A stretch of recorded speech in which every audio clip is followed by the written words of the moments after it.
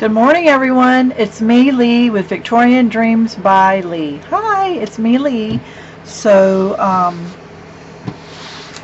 when your daughter-in-law says, I need a card for a baptism or two, you make them. And you're happy to do it because I'm like, oh, she likes my stuff enough to want something and ask for it. Yay! Anyway, so, I'll show you the cards and then I'll show you what I use so that if you want to try to recreate your type of something like this. So here is the card, and I gave her two choices for the godmother. She wants to give her a card saying thank you for being the godmother, I suppose. But is that not the prettiest? Oh! And I'm not going to sign the back because I don't sign the back so that it doesn't take away from the person giving it. That's my thought process. And she's just going to write whatever she wants inside. But oh my lord, can you see that? Oh, I think it's so pretty. This one is for a little boy that is getting baptized, and I know that my son and his wife Amanda are the godparents. So isn't that beautiful? And then this is everything you see is Anna Griffin. And then here is the other little girl choice or lady choice. But look at that. Can you see it raised and everything? So let me show you what I used. I pulled out the slim line because Amanda said she likes the slim line. I had given her like 50 cards, and she pulled it out and said, I want something like this. And I said, okay. So this is with love, so it's the Valentine's. And I don't know what year. I think it was last year's. So I pulled out that with the envelopes, of course. Then it is the 3D crosses dies that I used, and I used the big one. I used the shadow layer and the big one, but there was quite a few to choose from, but I wanted the right size. So I don't know, there's a glare on that, or too much lighting maybe. I always go round and round with my lighting.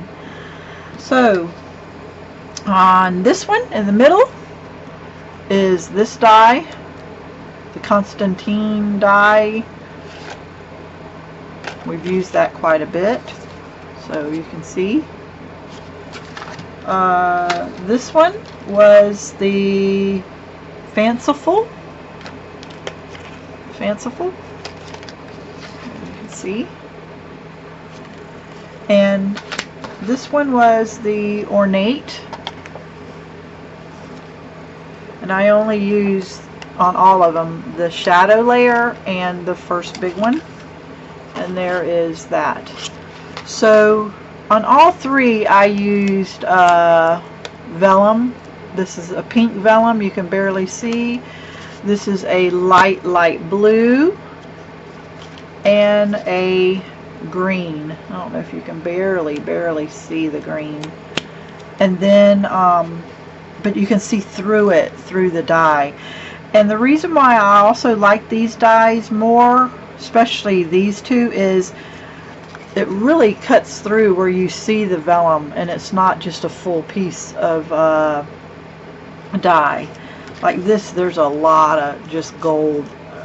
But anyway, so there it is. I hope this gave you some ideas to pull out your dies that you bought last year or that you've had for years, and remember you have them.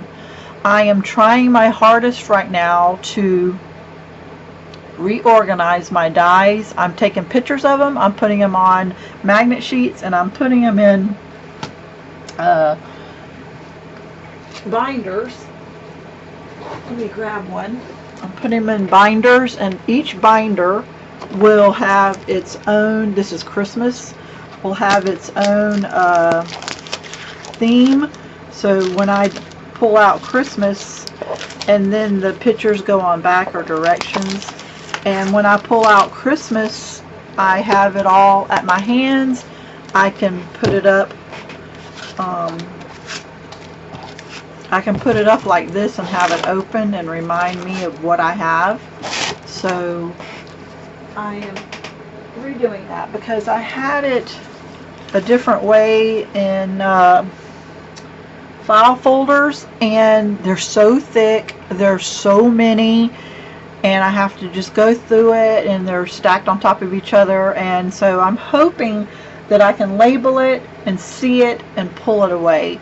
And then I'm going to have pictures where I go into my die folder and just look under different ones and say, oh yeah, let me pull that out, and helps me with what's going on.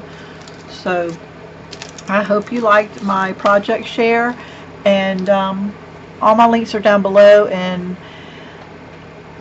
all this was Anna Griffin. So have a blessed day. Thank you.